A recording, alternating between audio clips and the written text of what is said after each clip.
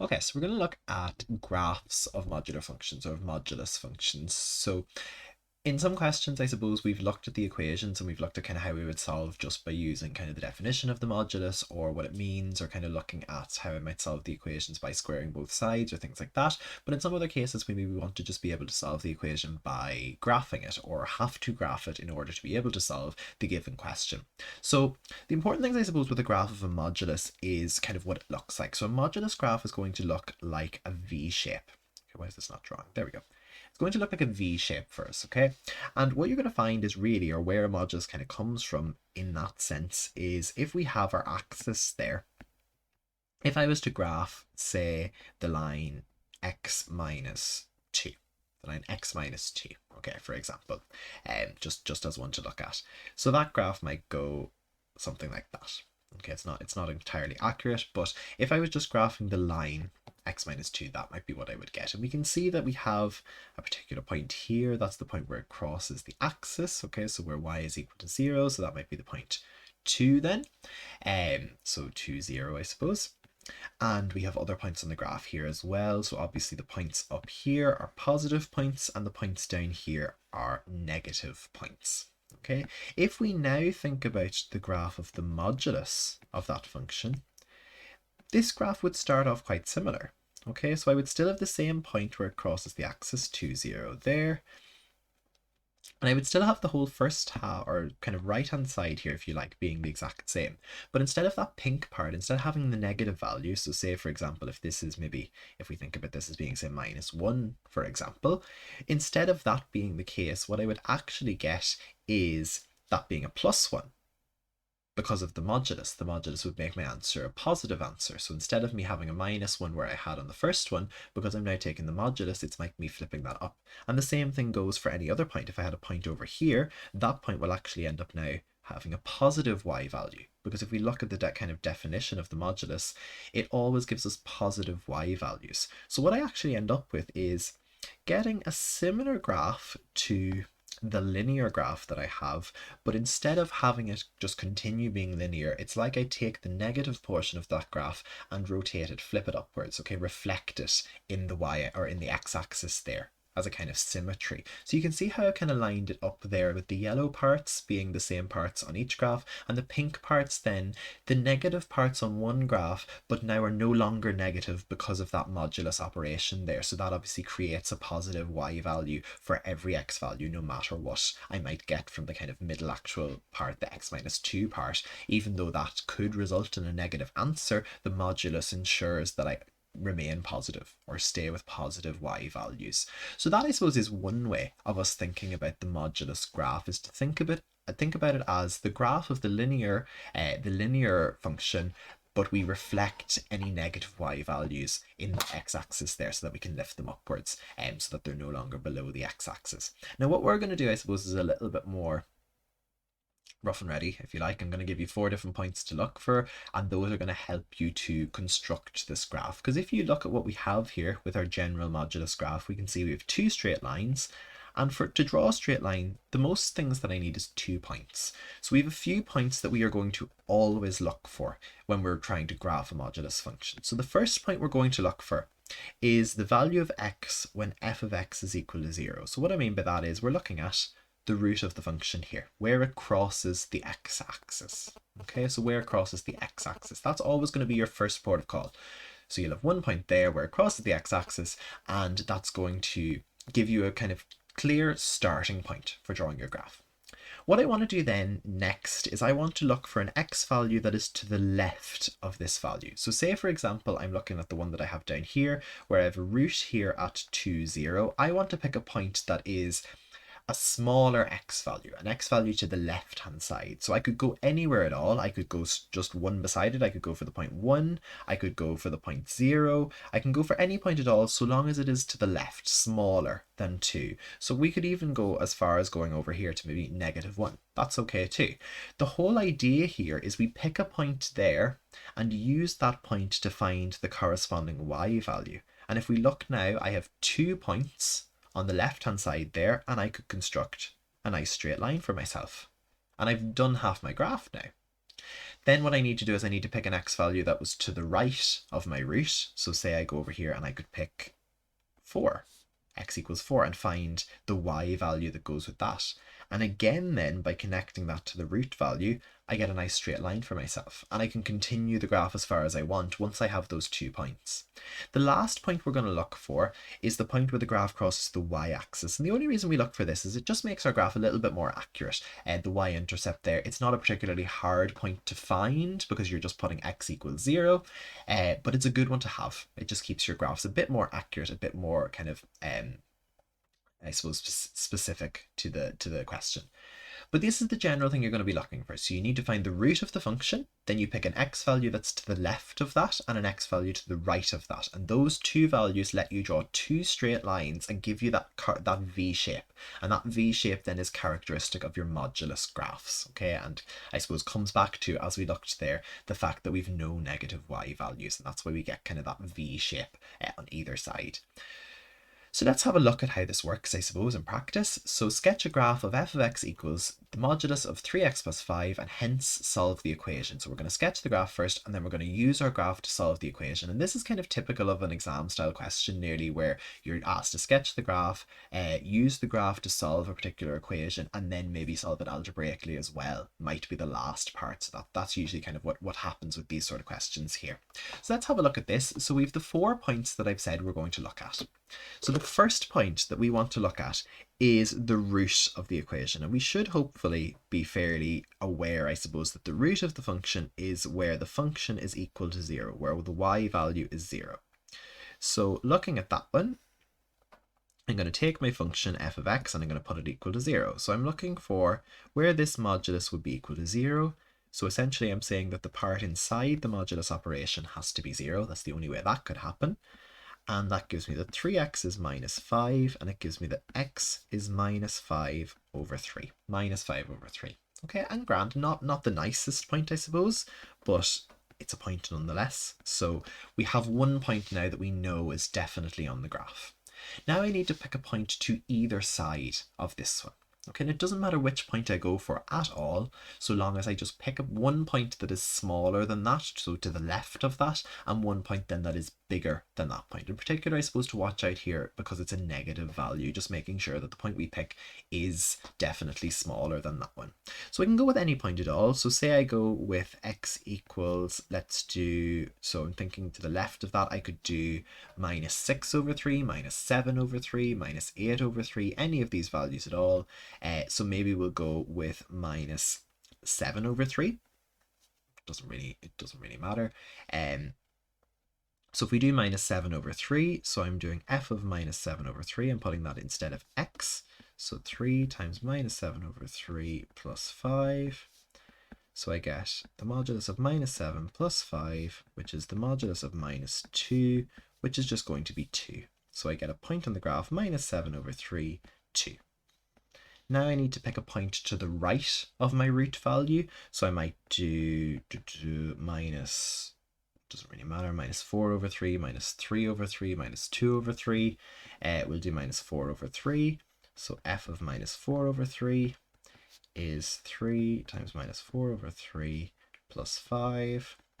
So minus 4 plus 5 is minus 1, which is of course just 1. So I get minus 4 over 3, 1. And the last point I said I would look for is where it crosses the y-axis. So well, that's when x is equal to 0. So f of 0 is 3 times 0 plus 5, which is of course just the modulus of 5, which is just 5. So the point 0, 5. So I now have 3 points that I know are on the graph. So I have my root value here, I have the point to the right and to the left of that one, and I also have my y-intercept there as well. So I have 4 different points, so that's more than enough now to give me a somewhat accurate sketch of my graph. So obviously now if you're working on this, you'll be working on some lovely lines paper, hopefully. I'm just gonna throw it together a little bit here. So let me make my graph, if this works for me. Okay, let's just go with that. So I'm going to try and keep it as kind of even as I can. So looking at the points that I need to include in my graph, I suppose I have minus 5 over 3, minus 7 over 3, minus 4 over 3. So let me look here. So if we do 1, 2,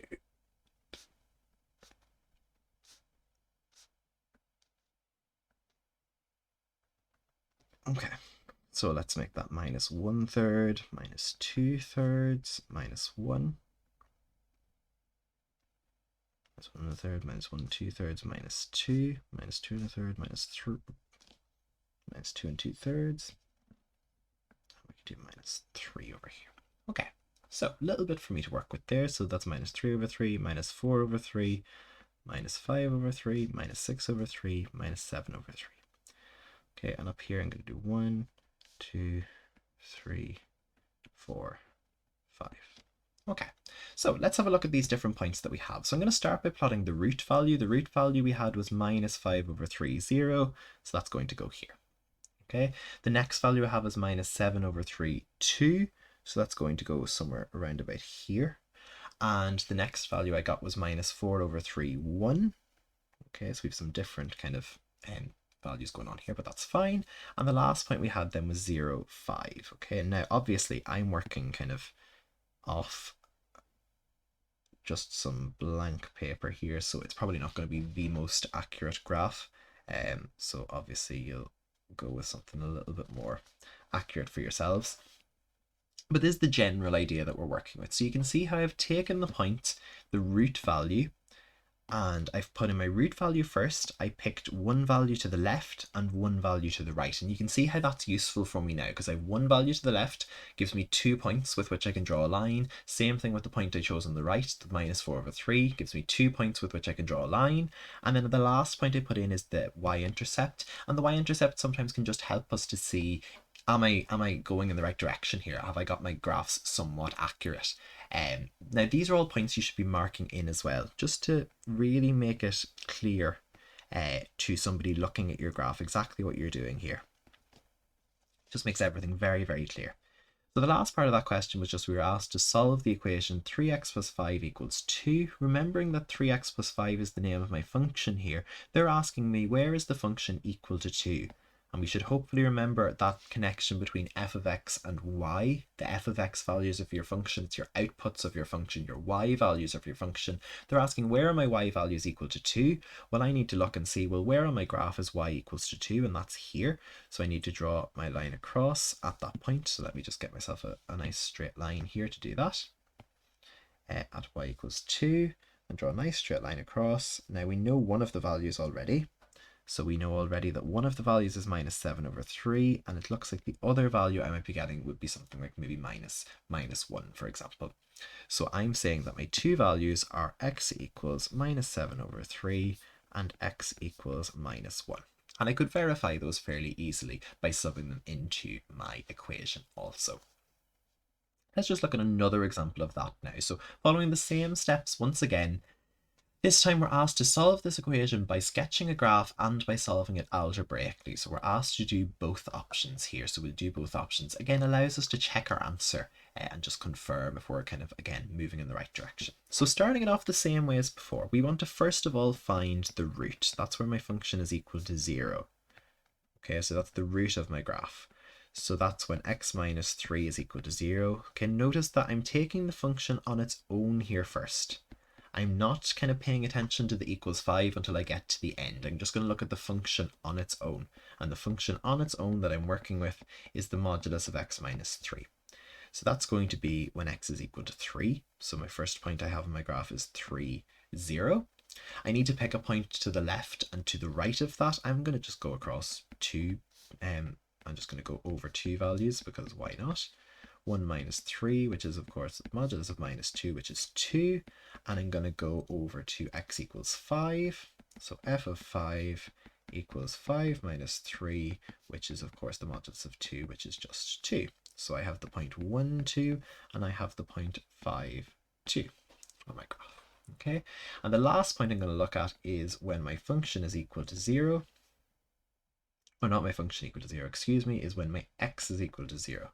This is my y-intercept, so I'm looking at f of 0, which is 0 minus 3, which is the modulus of minus 3, which of course is just 3. So 0, 3. So these are my 4 points I'm going to be using. Again, I have my root value, I have my value to the left and to the right of that, and I have my y-intercept as well. So once I have all these values for myself, now I just need to construct my graph. So looking at kind of the points that I have there as well, paying attention as well that I know I need to have a y value of 5 at some point as well. So giving myself, I suppose, enough space to do that also. So let's look at the x values that I have. Okay, so gonna go here with that one. That did not work. Okay. See if we can do this without having to use the line tool. Okay, no, I will have to use the line tool. So let's just use the axis one, I suppose.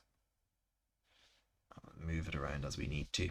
So just paying attention here as well, as I said there, so paying attention to the fact that I know I have to use y is equal to 5 at some point. So I need to definitely have enough space to go up to 5 on the y-axis. I'm going to bring this down a little bit for myself so that I can drag it up and make sure that I have enough room there.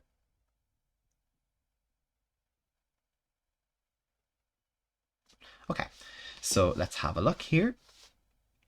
So I'm going to go 1, 2, 3, 4, 5 on my y-axis there, just marking in my points at even intervals.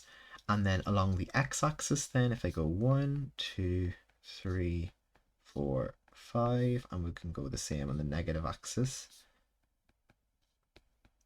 Again, it is just a sketch, but it's a sketch with some sort of kind of logic behind it. So we can't just randomly sketch the graph. We have to include our roots, we have to include our y-intercepts, things like that. As much information, I suppose, as we can without us just working out a load of values.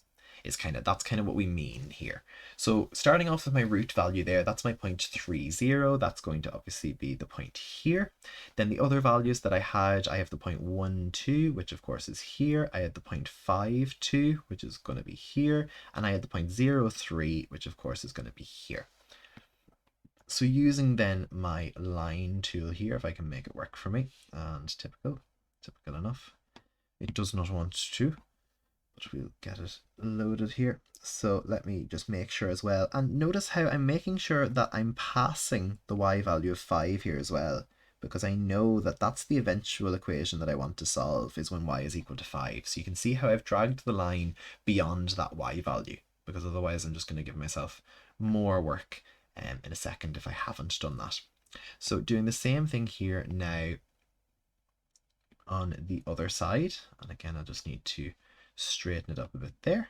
So again, going through the values and going across and past that y value of 5 as well. And we can see here I maybe haven't given myself the most space on the right hand side, but that's okay. So I'm going to have to continue out a little bit here. So that's 6, that's 7, and I probably have a point of kind of 8 around about there. Okay, so I've got my graph drawn, I've got it sketched in. You can see I've used the 4 points I worked out there. So my root value here, my value to the left and to the right here, and then my y-intercept value there. And lastly, I need to solve the equation. The equation they gave me was when the y values were equal to 5. So I'm going to draw my line across at y equals to 5 and see where it intercepts with my graph, which is at this point and this point.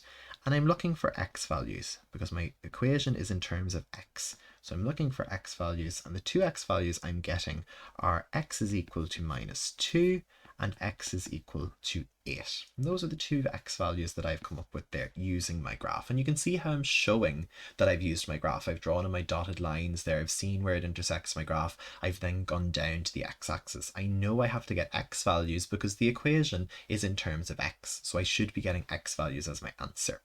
Now to solve algebraically, because we are also asked to do that, so we have to make sure we do both parts of the question. To solve it algebraically, the question is x minus 3 is equal to 5. I have my two methods that I could do to go with this one. I can take that idea of the modulus and noting that what's inside the modulus has to either have been equal to plus 5 or minus 5. So the portion inside the modulus there must have either been equal to plus 5 or minus 5 for me to get an overall answer of 5.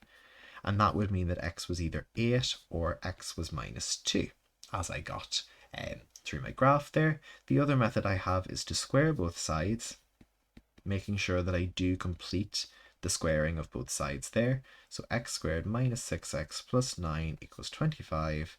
X squared minus 6x minus 16. X minus 8, x plus 2 equals 0. And again, x equals 8 or x equals minus 2. So you can see algebraically there I have two methods, still get the same answer, and those answers match what I got graphically there. So just making sure with those graphs that you are content, that you're able to sketch them, that you know those 4 points that we've identified, and that you're able to answer those extra questions that can come with it also. Let's just look at one, I think just one more question here, and just a sample exam question that kind of makes use of those graphs. So here we have the graphs of the function, the same function we just had, and we're asked to find the coordinates of the different points. So looking first of all, I can see the point C here, that's the root of the function, and that's the root, which is when my function is equal to 0. So when f of x is equal to 0, my function here is the modulus of x minus 3, and that's going to mean that x is 3. So the point C is the point 3, 0. The point A and the point B are along g of x, and g of x is actually the line y is equal to 2. So I know the y part of both of those is going to be 2. The y part is going to be 2. And I can think about where my function would be equal to 2. Okay, so if my function is f of x, we're essentially saying where is that function equal to 2? And kind of using what we had from the last idea, that means that either x is 5 or x is 1. X is either 5 or 1, so A will be 1, B will be 5. Lastly, my D part here, that's my y-intercept. So that's going to be where x is equal to 0. So f of 0 is 0 minus 3, which is the modulus of minus 3, which of course is 3. So 0, 3. Okay, so just solving that last one out there, I suppose. So it's just, again, it's just making sure we're kind of comfortable with identifying all those different parts on the graph. And as I say, with our general graphing there, that we know the 4 points we need to look for. You can look for more, but these are kind of the minimum 4 that you need to have, and that you kind of understand why we're using all of those and how we need to do it in order to be able to answer the questions. Particularly, I suppose we saw it better in that second one, just because I gave it a little bit more space and a little bit more kind of accurate with the squares and the lines and all of that. But just again, this was generally, it's just keeping yourself consistent there.